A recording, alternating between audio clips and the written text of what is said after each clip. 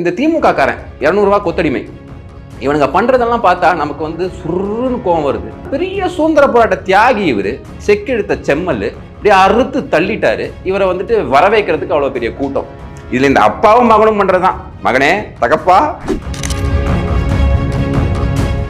சந்தோஷத்துல குதிக்கலாம், இல்ல கோவத்துல குதிக்கலாம், தப்பு இல்லை. ஆனா இந்த இந்த ஒரு குரங்கு மரத்துக்கு மரம் தாவற மாதிரி குதிச்சுக்கிட்டு இருந்தாரு பாத்தீங்களா ஒருத்தர். இதுதான் உண்மையான கொத்தடிமை.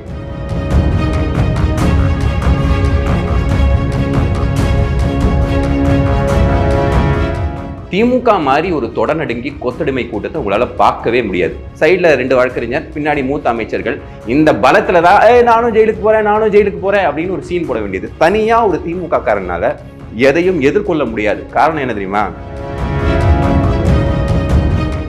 இன்னெல்லாம் டச் பண்ணவே முடியாதே, நான்லாம் எவ்வளவு பெரிய ஆளுன்னு சொல்லிக்கிட்டு இருந்தவங்க ஒரு பேச்சுக்கு உன்னை தூக்கிட்டு போய் இவ்வளவு அலக்களிக்க முடியும்னு ஒரு அரசாங்கம் சொல்லி இருக்கிறதுக்கு விஜய் அவர்களுக்கு ஹேட்ஸ் ஆஃப். இவனுக்கு என்ன முற்போக்கு சிந்தனை, அப்புறம் பகுத்தறிவுலாம் சொல்றாங்க எனக்கு தெரியல. அவனா தீ குளிக்க போறானுங்க, செருப்பால் எடுத்து அடிக்கிறானுங்க, செருப்பு மாலை போடுறானுங்க. ஏங்க நீங்க என்னமோ இந்த பெண் சமூகத்துக்கு நீங்க தான் பாதுகாவலர் மாதிரி எப்பவுமே கையில ஒரு கேண்டில் பிடிச்சி சுத்துவீங்க. இப்போ உங்க அண்ணன் பையன் இந்த மாதிரி ஒரு பேச்சு பேசியிருக்கான், வாய் செவிட்லேயே ஒன்று வைக்க வேணாம். நீங்க எப்படா நீ இப்படிலாம் பேசலாம் அப்படின்னு வைக்கிறமா கூடாதா? குடும்பத்துக்குள்ள கொண்டு போற ரூட்டை வந்து என்ன பண்ணியிருக்காங்கன்னா கொஞ்சம் அப்படியே சுத்தி கூட்டு போயிருக்காங்க. அவருக்கு என்ன பிரச்சனையோ தெரியல, இப்படி போய் அப்படி போயிருக்காரு அப்படிங்கிற மாதிரி அதையெல்லாம் ஒரு சங்கடமா இவர் யோசிக்கிறார். யாரு? உதயநிதி ஸ்டாலின் அவர்கள். இவரை நம்பி இவ்வளவு பெரிய கூட்டம் எப்படா இருக்கீங்க பைத்தியக்கார பசங்களா? இவர் 4 மணி நேரம் டிலேயா கூட்டு போயிட்டாங்களாம். சாப்பாடு போடலையா, பாத்ரூம்க்கு விடலையா. இதெல்லாம் ஒரு பிரச்சனையா?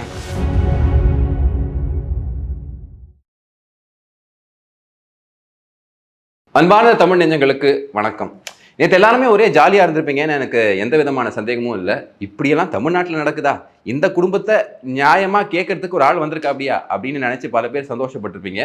கொஞ்சம் வெயிட் பண்ணுங்க, இன்னும் சிறப்பான பல சம்பவங்கள் நடக்க இருக்கு அப்படிங்கிறத மாற்று கருத்தே இல்லை. இதெல்லாம் ஒரு சைடு இருந்தாலுங்க, இந்த திமுக காரன் 200 ரூபாய் கொத்தடிமை இவனுங்க பண்ணுறதெல்லாம் பார்த்தா நமக்கு வந்து சுருன்னு கோவம் வருது.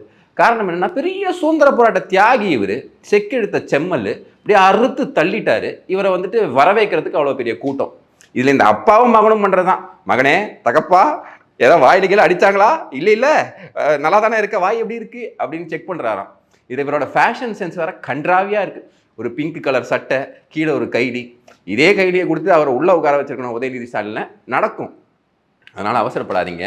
இதில் பார்த்தீங்க அப்படின்னா, இந்த கொத்தடிமைகளோட மைண்ட் செட்டை நீங்க புரிஞ்சுக்கணும்.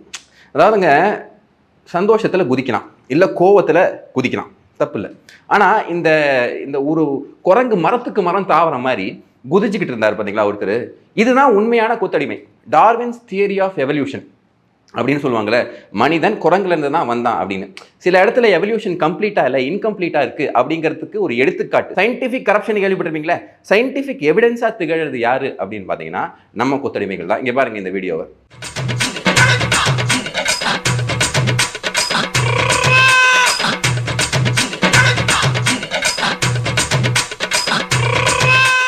நம்ம கமிஷனர் ஆஃப் போலீஸ் பலார்னு முதுகுல ஒன்று போட்டார். இதெல்லாம் பார்க்கறதுக்கு நமக்கு சந்தோஷமா தான் இருக்கு. நல்லா விழணும், நல்லா புரிஞ்சுக்கோங்க.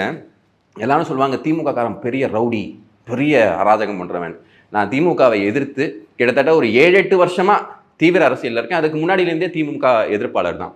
திமுக மாதிரி ஒரு தொடநடுங்கி கொத்தடிமை கூட்டத்தை உங்களால பார்க்கவே முடியாது. ஏன் இந்த உதயநிதி ஸ்டாலின் அவர்கள் பார்த்தீங்க அப்படின்னா சீட்டோட எட்ஜில் தான் உட்காந்துருந்தாரு. என்னப்பா கொஞ்சம் விட்டா கீழே விழுந்துருவீங்க போல அப்படிங்கிற மாதிரி தான் உட்காந்துருந்தாரு. சைடில் 2 வழக்கறிஞர், பின்னாடி மூத்த அமைச்சர்கள். இந்த பலத்துல தான் நானும் ஜெயிலுக்கு போறேன் அப்படின்னு ஒரு சீன் போட வேண்டியது. தனியா ஒரு திமுக காரனால எதையும் எதிர்கொள்ள முடியாது. காரணம் என்ன தெரியுமா? அவன் பக்கம் நியாயம் இல்லை.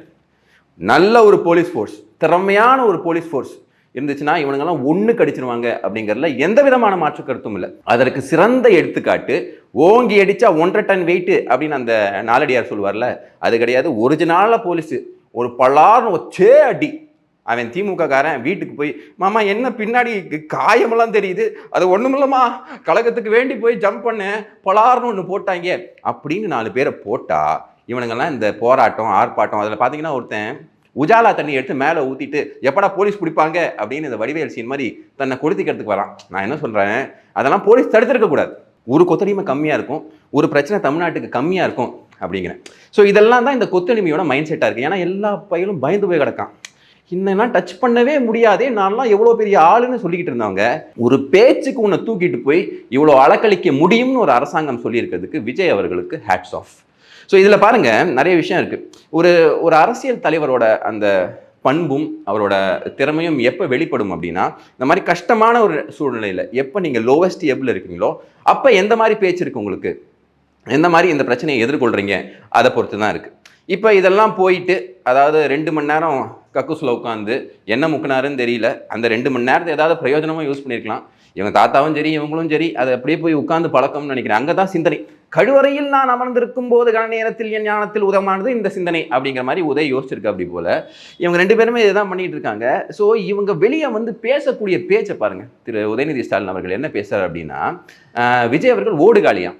ஃபர்ஸ்ட் ஆஃப் ஆல் இந்த மாதிரி டேர்ம்ஸ் எல்லாம் யூஸ் பண்ணுறாங்க பார்த்தீங்களா, அரசியல் புரிதல், அரசியலில் ஒரு பக்குவம் இருக்கக்கூடிய யாரும் இந்த மாதிரி வார்த்தைகளை பிரயோகப்படுத்த மாட்டாங்க. காரணம் என்ன, ஓடுகாலின்னு யாரும் சொல்லுவாங்க, இந்த பெண்கள் யாராவது ஓடி போனால் அதை சொல்லக்கூடிய ஒரு வார்த்தை. அது இது வந்து ஒரு மிசோஜைனிஸ்டிக் வார்த்தை. அதாவது ஆணாதிக்கம் செலுத்தக்கூடிய ஒரு சமூகம் இருக்குது பார்த்தீங்களா. இவனுக்கு என்ன முற்போக்கு சிந்தனை அப்புறம் பகுத்தறிவுலாம் சொல்கிறான்னு எனக்கு தெரியல. அவனா தீ குளிக்க போகிறானுங்க, செருப்பால் எடுத்து அடிக்கிறானுங்க, செருப்பு மாலை போடுறானுங்க. இப்போ இந்த மாதிரி விஷயம் பண்ணிட்டு இருக்கக்கூடிய, அதாவது இந்த கொத்தடிமைகள் வேனில் ஏற்றும் போது திருசா புருஷன் ஒளிக அப்படிங்கிறாங்க. ஸோ இந்த மாதிரி கீழ்த்தரமான கொச்சையான ஒரு மைண்ட் செட் இருக்கக்கூடிய கூட்டம் தான் இந்த திமுக கூட்டம். காரணம் என்னன்னா, தலைமை அப்படி இருக்கு. இந்த ஓடுகாலிங்கிற வார்த்தை யூஸ் பண்ணதுக்கு எந்த பெண் போராளியாவது வந்து ஒரு போராட்டமோ ஒரு ஆர்ப்பாட்டமோ ஒன்று குறைஞ்சபட்சம் ஒரு கண்டனமாக தெரிவிச்சாங்களா? இந்த மாதிரி ஒரு வார்த்தை பேசியிருக்காங்க. அன்புமணி ராமதாஸ்லேருந்து அதுக்கப்புறமா துரை வைக்கோலேருந்து எல்லாருமே கண்டனத்தை தெரிவிச்சிருக்காங்க. ஆனால் பார்த்தீங்க அப்படின்னா இந்த கனிமொழி அக்கா எங்கே போனாங்கன்னு தான் தெரியல. ஏங்க நீங்கள் என்னமோ இந்த பெண் சமூகத்துக்கு நீங்கள் தான் பாதுகாவலர் மாதிரி எப்பவுமே கையில் ஒரு கேண்டில் பிடிச்சி சுற்றுவீங்க. இப்போ உங்கள் அண்ணன் பையன் இந்த மாதிரி ஒரு பேச்சு பேசியிருக்கான், வாய் செவிட்லேயே ஒன்று வைக்க வேணாம், நீங்கள் எப்படா நீ இப்படிலாம் பேசலாம் அப்படின்னு வைக்கணுமா கூடாதா குடும்பத்துக்குள்ள? அப்படி இல்லைன்னா குறைந்தபட்சம் ஒரு கண்டனம் தெரிவிக்கணுமா கூடாதா? இது எதையுமே செய்யாமல் இப்படி ஒரு டிராமா அரசியல் பண்ணிட்டு இருக்கனால தான் மக்கள் இவங்களை புறக்கணிச்சிருக்காங்க. இதில் பார்த்தீங்கன்னா இந்த சத்யராஜ் அவர்கள் ஒருத்தர் இருப்பார், ஆவுனா ஒரு கருப்பு சட்டை போட்டு நான் முற்போக்கு சிந்தனைவாதின்னு வருவார். அவருக்கெல்லாம் இதை பற்றி ஒரு கண்டனம் தெரிவிக்கிறதுக்கு கூட ஒரு மனசு இல்லை. அப்புறம் இந்த அமீர், அப்புறம் வந்து மற்ற இந்த டைரக்டர் வெற்றிமாறன் அவர்கள், இவங்கெல்லாம் எங்கே போனாங்க, வாயில் என்ன வச்சுருக்காங்க அப்படிங்கிறது தான் எங்களோட இப்போ கேள்வி. அதே மாதிரி திரு சூர்யா அவர்கள் அவனை கண்ணில் ஜலம் வச்சுருவார். அவங்கெல்லாம் பார்த்தீங்கன்னா இந்த மாதிரி ஒரு விஷயம் நடந்திருக்கு, ஒரு எதிர்க்கட்சி தலைவர் இவ்வளோ கொச்சையாக பேசியிருக்காரு அப்படிங்கிறத எதிர்க்க திராணி இல்லாத ஒரு கூட்டம் தான். காரணம் என்ன, இவங்க ப்ரொடக்ஷன், இவங்களோட பொருளாதாரம், இவங்களோட வாழ்வாதாரம் எல்லாமே டைரக்ட்லி லிங்க்டு டு இந்த திமுக ஃபேமிலி. இதில் அவர் ஒரு வார்த்தை சொல்கிறாரு, அதாவது 4 மணி நேரமாக என்னை வந்து அலக்கழிச்சிருக்காங்களாம். அதாவது கொண்டு போகிற ரூட்டை வந்து என்ன பண்ணியிருக்காங்கன்னா கொஞ்சம் அப்படியே சுற்றி கூட்டு போயிருக்காங்க. அவருக்கு என்ன பிரச்சனையோ தெரியல, இப்படி போய் அப்படி போயிருக்காரு அப்படிங்கிற மாதிரி அதையெல்லாம் ஒரு சங்கடமாக இவர் யோசிக்கிறார். யார், உதயநிதி ஸ்டாலின் அவர்கள். இவரை நம்பி இவ்வளோ பெரிய கூட்டம் எப்படா இருக்கீங்க பைத்தியக்கார பசங்களா? நான் என்ன சொல்கிறேன், சுப்பிரமணிய பாரதி அவர்கள், மகாகவி பாரதி அவர்கள், அதாவது வாழ்க்கையில் இன்னல்கள் ஒரு மனுஷன் இவ்வளோ சந்திக்க முடியுமா அப்படிங்கிறதுக்கு எடுத்துக்காட்டு அவர் தான். இந்த நாட்டுக்கு வேண்டி பிரிட்டிஷ்காரனை எதிர்த்து அவ்வளோ போராடி அவ்வளோ ஆக்கப்பூர்வமான இந்த எழுத்துக்கள் எல்லாத்தையும் எழுதின காரணத்தினால அவருக்கு வந்து சோத்துக்கு வழியில் அடுத்த வேலைக்கு என்ன வரும்னு தெரியாது. அப்படி இருக்கும்போதும் அவர் என்ன சொல்கிறாருன்னா, எத்தனை கோடி இன்பம் வைத்தா இறைவான்னு அவ்வளோ இன்னல்களை சந்தித்து இப்படி சொல்கிறார். அப்படி இவர் 4 மணி நேரம் டிலேயாக கூப்பிட்டு போயிட்டாங்களாம், சாப்பாடு போடலையா, பாத்ரூமுக்கு விடலையா. இதெல்லாம் ஒரு பிரச்சனையா? உண்மையான ஒரு போராளி இதெல்லாத்தையும் ஒரு பிரச்சனையாக சொல்லுவாங்களா? அப்போ எத்தனை பேர், சுப்பிரமணிய சிவா அவர்கள் பண்ணாத தியாகமா, செக்கெழுத்த செம்மல் பண்ணாத தியாகமா? இதெல்லாம் ஒரு சைடு வச்சு பார்க்கும்போது இந்த கும்பலை பார்த்தா, டே தமிழ்நாடு எப்படி இருந்ததுரா, எப்படி கொண்டு வந்து விட்டுருக்கீங்க? அதனால தான் இந்த மாற்றம்ங்கிறது மக்களாக தேர்ந்தெடுத்து ஒரு வாய்ப்பு வரும்போது திரு விஜய் அவர்களுக்கு கொடுத்துருக்காங்க. அதனால தான் நான் மறுபடியும் சொல்கிறேன், இந்த நேரத்தில் வாய் திறக்காமல் இருக்காங்க பார்த்தீங்களா, அந்த அத்தனை பேரையும் நீங்கள் அடையாளம் கண்டுக்கொள்ளணும். முக்கியமாக இந்த டைரக்டர் கும்பல், இந்த ஆக்டர் கும்பல், இவங்களுக்கெல்லாம் என்ன அப்படின்னு பார்த்தீங்கன்னா, மக்கள் எப்படி போகிறாங்கலாம் உங்களுக்கு கவலை இல்லை, திமுக போயிடக்கூடாது, அவங்களோட வாழ்வாதாரம் பாதிச்சிடக்கூடாது. ஸோ அதனால தான் திரு அஜித் அவர்கள் மேலே எனக்கு ஒரு பெரிய மரியாதை இருக்குது. என்னடா விஜயும் பாராட்டுற அஜித்தையும் பாராட்டுறேன்னா இருக்கிற உண்மையை சொல்லணுங்க, இதுக்கு மக்கள் என்ன நினச்சாலும் நினச்சிட்டு போட்டோம். திரு அஜித் அவர்கள் தேவையில்லாமல் எங்கேயுமே ஒரு அரசியல் கருத்தை அவர் விட மாட்டார். காரணம் என்ன, அரசியல் கருத்தை ஒன்று சொன்னால் இவங்க ஆண்டாலும் சரி அவங்க ஆண்டாலும் சரி கான்ஸ்டண்ட்டாக சொல்லணும். இல்லை இவங்க சொல்லும்போது மட்டும்தான் நமக்கு பிரச்சனை, அவங்க சொல்லும்போது நம்ம சைலண்ட்டாக கமுக்கமாக இருந்துப்போம் அப்படின்னா அது மனசாட்சிக்கு எதிரான ஒரு செயல். தன்னெஞ்சறிய பொய்ய இருக்க பொய்த்த பின் தன்னெஞ்சே தன்னை சுடும் அப்படின்னு வாழக்கூடிய பல பேர் இருக்காங்க. ஸோ அந்த மாதிரி ஆட்கள்லாம் இங்கே இருக்காங்க. உதாரணத்துக்கு இந்த சத்யராஜோட பொண்ணு திவ்யா சத்யராஜ் அவர்கள், இவங்களை பற்றியெல்லாம் நமக்கு பேசணுமா அப்படின்னு நீங்கள் நினைக்கலாம். பட் இருந்தாலும் இது எல்லாத்தையும் மக்கள் அடையாளம் கண்டு கொள்ள வேண்டும். இவங்க வந்துட்டு ஐ ஸ்டாண்ட் வித் உதய் அப்படிங்கிறாங்க. நின்றுட்டு போ. இந்த மாதிரி அவங்க உங்களை பார்த்து பேசினா நீங்கள் சும்மா இருப்பீங்களா? ஒரு வேளை நீங்கள் சும்மா இருக்கலாமா? ஆனால் பொதுமக்கள் இதை பார்த்துட்டு சும்மா இருக்க மாட்டாங்க. அதனால தான் இந்த நடவடிக்கை எடுக்கப்பட்டிருக்கு. இப்போ நீங்கள் எல்லாரும் கேட்கலாம், சார் இவரை கொண்டு போய் உள்ளே வச்சு அரெஸ்ட் பண்ணி உள்ளே வைக்கணும்.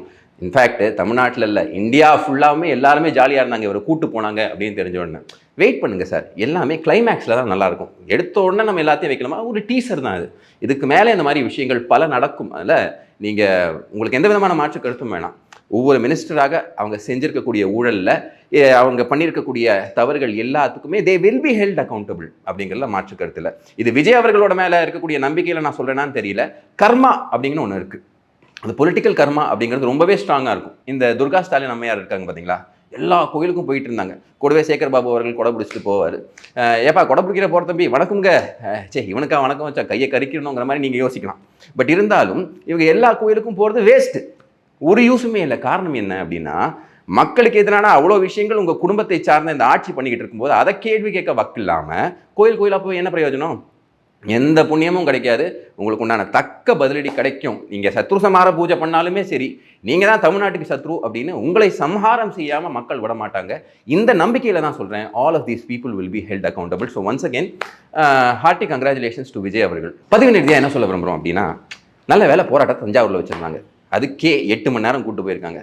இதே கன்னியாகுமரியில் வச்சுருந்தா என்ன ஆயிருக்கும்னு யோசிச்சு பாருங்க. அவர் யோசிச்சிருப்பார், இதுக்கு துபாய்க்கே போயிட்டு வந்துடலாம்ப்பா, இவ்வளோ தூரம் கூப்பிட்டு போகிறீங்களேன்னு. இதுதான் தமிழ்நாட்டோட இன்றைய நிலைமை. வணக்கம், வந்தே மாதரம், ஜெயஹிந்த்.